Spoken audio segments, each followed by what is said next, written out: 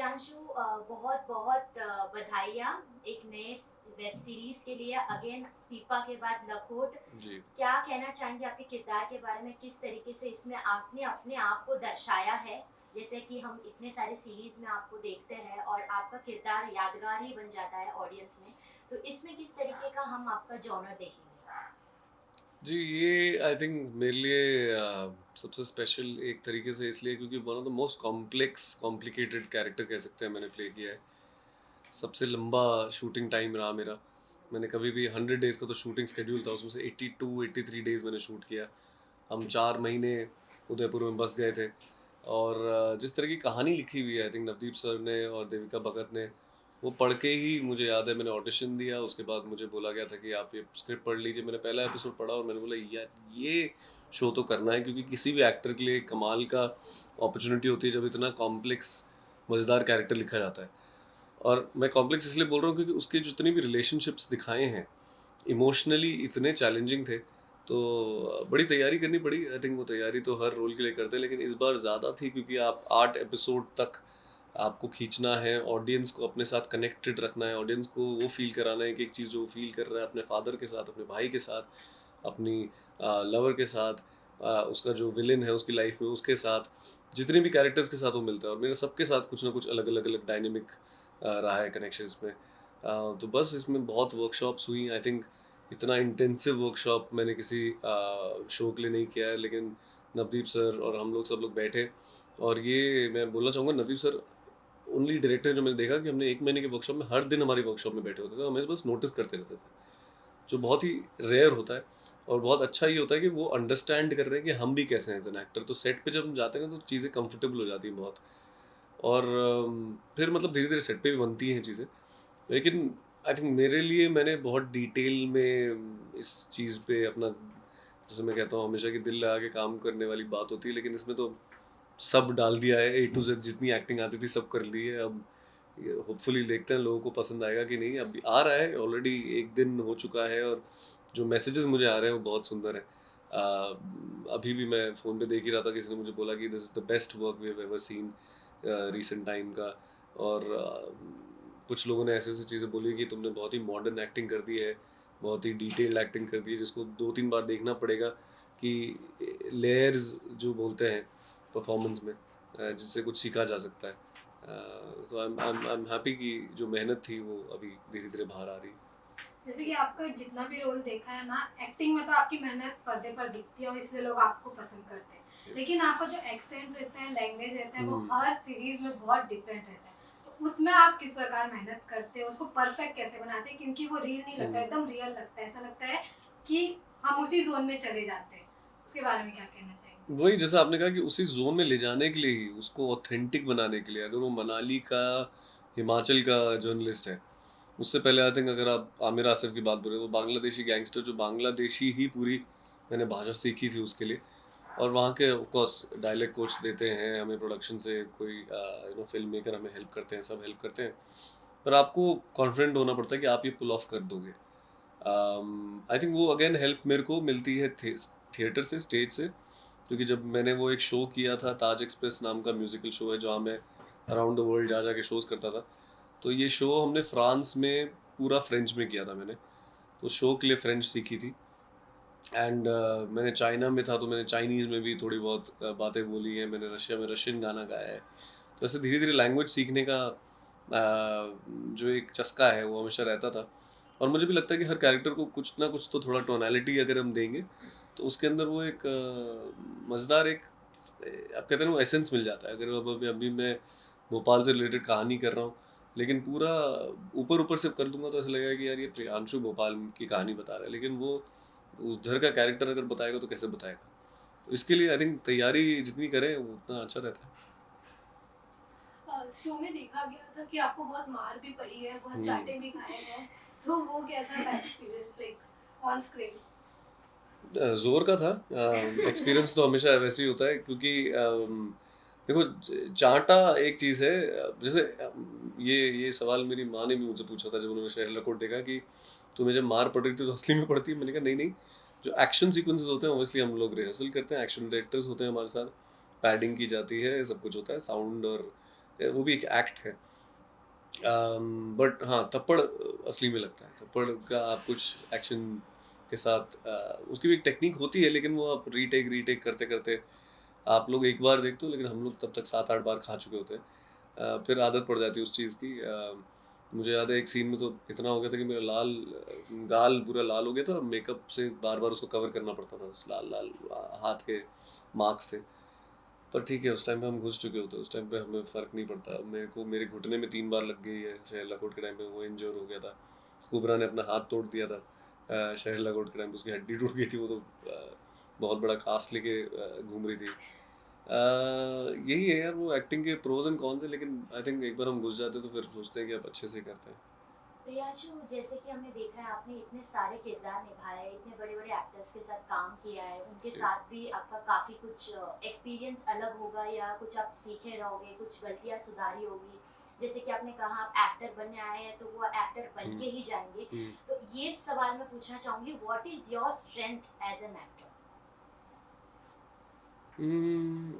मेरे लिए I think जो लोगों से मुझे पता चल रहा है, मेरा एक अप्रोच रहा है एक्टिंग करने का, जो लोगों से पता चल रहा है कि मेरे एक तो एक्टिंग में एक्टिंग नहीं दिखती है जो मैं ट्राई करता हूँ, और मुझे भी पसंद नहीं है। जब मैं किसी की परफॉर्मेंस भी देखता हूँ, मुझे अगर उसकी एक्टिंग में एक्टिंग दिख गई तो मुझे लगता है फिर वो अपना क्राफ्ट क्यों दिखा रहे हो।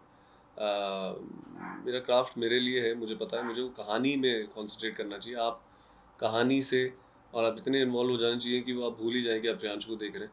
आप उस सिर्फ कैरेक्टर के साथ जुड़े हुए हैं, आप उस कहानी के साथ जुड़े हुए हैं। तो मेरा मेन मकसद है कि कहानी बताना। ये मकसद नहीं है कि मैं अपना वो कैमरे में दिखा के स्टाइल मारता हूँ, वो तो मैं इंस्टाग्राम में भी कर सकता हूँ, वो तो मैं कहीं और पे भी कर सकता हूँ। तो इसलिए लोगों ने बोला कि वो सच्चाई से जिस तरीके से मैं बता रहा हूँ वो लोगों को बहुत पसंद आ रहा है। ऑल्सो लोगों ने ये भी कहा है कि डायलॉग्स में उनको बड़ा रिलेटेबल लगता है जब मैं बोलता हूँ, उनको लगता नहीं कि मैं डायलॉग डिलीवरी दे रहा हूँ। वो एक कॉन्शियस अटेम्प्ट रहता है कि मैं डायलॉग को कैसे ब्रेक करके रिदम से हटा के, क्योंकि जब राइटर लिखता है तो बड़े डायलॉग के तरीके से लिखता है, एक डायरेक्टर उसको अलग तरीके से देखता है, लेकिन हमारा एक्टर का काम होता है उसको कितना हम रियल बना सके, कितना आप लोगों से कनेक्ट करा सकें। तो आई थिंक ये थोड़ी बहुत स्ट्रेंथ्स हैं जो मैंने भी करते करते सीखी हैं, क्योंकि मैंने थैंकफुली मुझे जिन डायरेक्टर्स के साथ काम करने का मौका मिला, जिन एक्टर्स के साथ काम करने का मौका मिला, आई थिंक उन सबसे ही सीखा है ये। आगे भी बहुत कुछ सीखना बाकी है। लेकिन आपने डायलॉग की बात की है, तो एक डायलॉग काफ़ी फेमस हो गया, ये भी ठीक है, जबकि ये डायलॉग नहीं है, नॉर्मली हम अपने डेली लाइफ में यूज़ करते हैं। तो इस सीरीज़ में, लंगोट के सीरीज़ में कुछ ऐसे डायलॉग्स होंगे जो वापस हम, आपके ऑडियंस, आपके फैंस आपको वो रिपीट टेलीकास्ट करेंगे, उस पर रील बनाएंगे या कुछ जो ऐसे? आपके द्वारा क्रिएट किया रहेगा। Yes. मतलब मैंने इस बार इसमें नहीं डाल पाया, क्योंकि वो जैसे मैंने कहा कि वो कैरेक्टर ही बड़ा इमोशनल कॉम्प्लिकेटेड है, लेकिन उसके बहुत तौर तरीके हैं। आप ट्रेलर में भी देखोगे तो वो मार खाता है और वापस उठ के वही बोलता है जो उसको बोलना है, वो गाली भी देता है, वापस उसको वही बोल देता है जो उसको गाली देनी है। वो वैसा आदमी है जो जो उसको करना है वो तो वो करके रहेगा, चाहे तुम उसको 10 बार थप्पड़ मारो या कितने ही मुक्के मारो, खून निकल जाए, उसको कोई फर्क नहीं पड़ता। So basically और perfection about his decision. Decision and मुझे उसको पाना है, चाहे वो मिले ना मिले वो दूसरी बात है, लेकिन वो अपना दिल लगा के लगा हुआ है, जो मुझे लगता है कि हर एक की लाइफ में होता है कि हमें जितनी बार लोग गिराने की कोशिश करते हैं, हम वापस उठते हैं और हम बोलते हैं हम तो ये पाके रहेंगे, चाहे कुछ भी हो जाए। आई होप असली में लोगों को इतना खून वून और थप्पड़ पर मुक्के ना पड़े। मैं जनरली है ना कॉन्टेक्स्ट लाइफ की बात करूँ कि लाइफ में आपको बहुत डिफिकल्टीज होती है, लेकिन आप लगे रहते हो कि नहीं यार ये पाके रहना है। वो चीज़ देव के अंदर है, वो देवेंद्र सिंह तोमर के अंदर है। पर इसमें एक है छोटा सा, देखते हैं लोगों को आएगा कि नहीं, लेकिन हर जगह जैसे ये भी ठीक है था, यहाँ पे देव का एक तरीका है एक चीज़ बोलने का, वो बस हमेशा सही, हर चीज़ में सही बोल के निकल जाता है। तो जब भी उसको कोई डांटता भी तो हम बोलते हैं, सही, ठीक है, मतलब वो ठीक है की जगह इस बार सही है। सही। तो ये भी आपने कहीं, मतलब आपका कहीं का पर्सनल एक्सपीरियंस था, या कि आपने राइटर को बोला कि ये ऐड करना है, ये या नहीं फिर- नहीं नहीं, ये स्क्रिप्ट पे था, ये Okay. ऑलरेडी स्क्रिप्ट में डाला हुआ था। अब आई डोंट नो उन्होंने मेरे आने के बाद डाला या पहले से था, लेकिन इस स्क्रिप्ट में थोड़ा थोड़ा था। फिर हमने उसको कहाँ कहाँ डालना है, कहाँ नहीं आना चाहिए, कहाँ आना चाहिए, वो सोचा, फिर हमने किया है उसको। मैन आपने बहुत रोल प्ले किया, जैसे भावेश जोशी हो गया, या फिर सीताराम हो गया, या फिर अभी देव का हो गया, कॉप्स का अलग अलग किरदार आपने निभाया। तो लेकिन अब तक आपको क्या एहसास चाहिए कि मुझे ये रोल प्ले करना है, अब तक आपको नहीं मिला है? अभी तो बहुत है ऐसे, तो मतलब ऐसा लगता है कि जितना ज़्यादा आप कर रहे हो और तरह तरह के आप लोगों को देखते हो, आप करते रहते हो, मुझे डेफिनेटली दो लोगों के बीच में, जैसे मैंने कहा, मुझे डेफिनेटली एक मसालेदार रोमांटिक फिल्म तो करनी है। मुझे लगता है मैं रोमांस में भी उतनी अच्छे से इंटेंसिटी ला पाऊंगा और लोग पसंद करेंगे। तो मुझे रोम कॉम स्पेस में या कुछ कॉमेडी स्पेस में भी मज़ेदार कुछ करना है। पर हॉरर भी हो सकता है, एक हॉरर कॉमेडी स्त्री जैसे थी जो जैसे राजकुमार ने किया था, या बायोपिक्स हो सकती हैं। बायोपिक्स में एक अलग ही काम होता है, जैसे विक्की करता है, सरदार उधम किया उसने, अभी सैम बहादुर किया। तो ये सब चैलेंजिंग भी हो जाते हैं, तो जितने ज़्यादा चैलेंजेस आते हैं आई थिंक वो और ज़्यादा मज़ेदार लगते हैं। जैसे कि आपने अभी बात किया तो आप 2 मूवी बड़ी मूवी एक साथ हम्म। रिलीज हुई है। पर्सनली आप किस आपके लिए कौन सा फेवरेट है? आप मेरे लिए दोनों हैं एक तरीके से, क्योंकि मैं रणवीर का बहुत टाइम से, बहुत पहले से फ़ैन हूँ, हमेशा रहूँगा। तो एनिमल एक तरह की पिक्चर है जो मैंने ट्रेलर देखते हुए बुला रही है, तो देखनी है। यस। और मैं आज ही जाने वाला हूँ क्योंकि मेरी टिकट बुक हो रखे हैं, फाइनली मुझे टिकट मिल गया उसके, क्योंकि वरना कहीं टिकट ही नहीं मिल रहे थे एनिमल के। पर सैम बहादुर भी बहुत क्लोज है, स्पेशल है, क्योंकि आर्मी बैकग्राउंड से है, मैं आर्मी बैकग्राउंड से हूँ, तो हमें पता है सैम बहादुर मानेकशॉ कितने बड़े हमारे लिए माने जाते हैं और क्यों इतने इम्पोर्टेंट है। और उसको एक बहुत ही इम्पोर्टेंट दोस्त मेरा विकी कौशल उसको प्रेजेंट कर रहा है। तो जब मैंने विकी को बोला भी था कि जिस तरीके से उसने बारीकी से पकड़ा है वो कैरेक्टर, वो बहुत सुंदर है। तो जैसे कि आपने बोला मुझे रोमांटिक मूवी करना है, तो अगर हम जानना चाहेंगे कि आप कौन सी एक्ट्रेस के साथ रोमांटिक मूवी करना पसंद करेंगे? सबका अलग-अलग फेवरेट होता है। I know but I think अभी इस टाइम पे तो बहुत सारे हैं, ये लोग सभी इतने अच्छे टैलेंटेड हैं कि I really feel like somebody, like मुझे एनर्जी वाइज तो आलिया भट्ट की एनर्जी बहुत पसंद है, तो मैं चाहता हूँ कि उनके साथ अगर कुछ हो सके।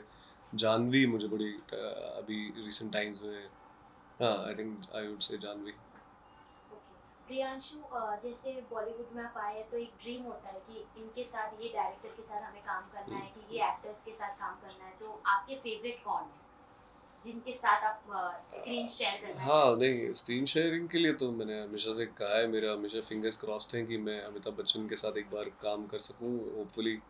चाहे वो एक ऐड भी हो या एक सीन करने का मौका भी मिले, अगर बड़ी फिल्म मिल जाए तो और ज़्यादा मज़ा आ जाएगा। फिर जैसे मैंने कहा कि मैं रणबीर कपूर का बहुत बड़ा फ़ैन हूँ, तो मुझे लोग कहते हैं कि मैं भी इंटेंसिटी अच्छी ले आता हूँ। मुझे लगता है रणबीर तो है ही इंटेंसिटी के बादशाह, तो हम दोनों शायद कॉम्प्लीमेंट करेंगे एक दूसरे को अगर स्क्रीन पे एक साथ कुछ कर सकें। आलिया भट्ट, मैंने जैसे कहा कि उनकी एनर्जी बहुत कमाल की लगती है। ऐसे तो बहुत हैं तरह तरह के एक्टर्स। राजकुमार राव मुझे इतने पसंद है कि मैं जब भी मिलता भी हूँ उनसे, मन करता है कि एक बार तो काम करें। डायरेक्शन में भी आप राजन डी के ले लीजिए, मणि रत्नम ले लीजिए, मुझे तो श्रीराम राघवन से लेकर अनुराग कश्यप को मैंने बोला हुआ है, उन्होंने बोला हुआ है मेरे साथ काम करना चाहते हैं। तो बहुत सारे डायरेक्टर्स हैं जो बोल रहे हैं कि काम करना चाहते हैं, मैं बस वेट कर रहा हूँ कि कब आएगा उनका ऑफर। जी बस बिल्कुल। जल्दी। Fingers crossed and all the best. Lastly fans को क्या कहना चाहेंगे, क्योंकि ये सीरीज एक ऐसा है, जैसे कि आपने कहा, इसमें आपका अब ज़्यादा दिखाए जा रहे हैं और हमें इंटरटेन करने वाले अपने किरदार से, क्या मैसेज देना चाहेंगे फैंस को, ऑडियंस को? ये मैसेज दूंगा कि इस बार भी मैं ये चाह रहा हूँ कि जिस तरीके से आपने मेरे पहले के भी शोज़ देखे हैं, फिल्म्स देखे हैं, उसी तरीके से आप इसको देखिए। उसमें भी मैंने अपने पूरे दिल से, सच्चाई से काम किया है, मेहनत से इसमें अपना दिलो जान जिसे कहते हैं हम, टाइम लगा के बहुत इसको बनाया है। शहर लकोट मेरे लिए बहुत स्पेशल है क्योंकि मेरा पहला बड़ा लीडिंग शो है अमेजोन प्राइम के लिए। और मुझे यकीन है कि आपको पसंद आएगा अगर आप आराम से बैठ के देखिए। बहुत लंबे लंबे एपिसोड है, 50-50 मिनट के एक एपिसोड है, लेकिन उसमें इतना कुछ है कैरेक्टर्स के बीच और कहानी में भी, प्लॉट में भी, कि अगर आप लोग के पास टाइम है, आप बिंज वॉच मत कीजिए। सब मुझे पता है सबको अगले दिन काम पे जाना होता है, एक एक एपिसोड करके भी देखेंगे तो आपको बड़ा मज़ा आएगा। और मुझे यकीन है कि उस कैरेक्टर के साथ आप कनेक्ट कर पाएंगे, और कुछ नया तो है उसमें जो मैं लेके आया हूँ। और आपको रुलाऊंगा भी, हंसाऊंगा भी, और खुश तो ज़रूर करूँगा। जैसे कि 2023 आपके लिए काफी अच्छा रहा है, back to back web series आए, मूवीज आए। 2024 में क्या कुछ नया आने वाला है? और जो आपका जो सबसे बड़ा प्रोजेक्ट था मिर्जापुर, लोग उसी का उसका भी वेट कर रहे हैं, उसके वही बारे है, में कुछ अपडेट्स देना चाहेंगे? 2024 आई थिंक कब आएगा वो मुझे को भी नहीं पता है, लेकिन आई थिंक लखोट के बाद नेक्स्ट रिलीज वही है मेरा। एंड मिर्ज़ापुर 3 तो one of the main releases जो सब सोच रहे हैं, सब सब वेट कर रहे हैं उसकी। और उसके बाद ये जो शो मैं अभी फ़िलहाल शूट कर रहा हूँ, पान पर्दा ज़र्दा, जो भी मिर्ज़ापुर के डायरेक्टर के साथ ही है, तो वो भी बहुत ही मज़ेदार शो हम कुछ बना रहे हैं, बहुत ही मसालेदार है। उसमें भी लोगों को बड़ा मज़ा आएगा, बहुत अच्छी कहानी है। Thank you so much. Thank you. पर जब आंसर दे रहे होते ना आप लोग बीच में नहीं कर सकते वो